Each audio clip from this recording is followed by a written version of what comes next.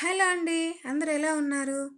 నేను ఈరోజు వేయించిన బియ్యపు పిండి, పచ్చి కొబ్బరితో దోస చేయబోతున్నాను. దానికోసం ఒక మిక్సీ జార్ తీసుకొని అందులో 2 గిన్నెల బియ్యపు పిండిని వేసుకోవాలి. కొంచెం పచ్చి కొబ్బరి తురుము, కొంచెం ఉప్పు, 2 స్పూన్ల చక్కెర వేసుకోవాలి. బియ్యపు పిండి కొలుచుకున్న గిన్నె తీసుకొని 2 గిన్నెల నీళ్ళు ఇందులో వేసుకోవాలి. దీన్ని ఇప్పుడు మెత్తగా నూరుకోవాలి. చూసారా, ఈ విధంగా సాఫ్ట్గా నూరుకోవాలి. ఇంకా దీంట్లో 2 గిన్నెల నీళ్ళు కూడా యాడ్ చేసుకోవాలి.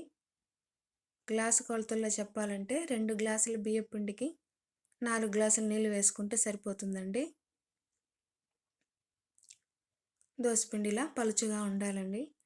ఉప్పు సరి చూసుకొని ఉప్పు వేసుకోవచ్చు. తర్వాత ప్యాన్ హీట్ అవుతున్నప్పుడు ఇలా దోశ వేసే ముందు పిండిని ఒకసారి కలిపి వేయాలండి. ప్రతి దోశకి ఇలా కలిపి వేయాలి. ప్యాన్ బాగా హీట్ అయిన తర్వాత అరిటాకు కాడతో ఇలా రుద్ది దోశ వేస్తే దోశ అంటుకోకుండా బాగా వస్తుందండి. ఇలా పిండిని పలుచుగా వేసుకోవాలి, ఎక్కువ పిండి వేయకూడదండి. కొంచెం ఆయిల్ వేసుకోవాలి. ఈ దోశలు చాలా సాఫ్ట్గా ఉంటాయండి. పచ్చి కొబ్బరి వేయడం వల్ల చాలా రుచిగా కూడా ఉంటాయి.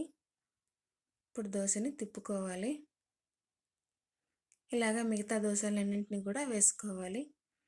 అంతే అండి, సర్వ్ చేసుకుందాం. దీనికి కాంబినేషన్గా సాంబారు, చికెన్ కర్రీ అయితే చాలా రుచిగా ఉంటుందండి. చేయడం కూడా చాలా ఈజీ. తప్పకుండా ట్రై చేయండి. వీడియో నచ్చితే లైక్ చేయండి, షేర్ చేయండి, సబ్స్క్రైబ్ చేయండి. Thank you for watching.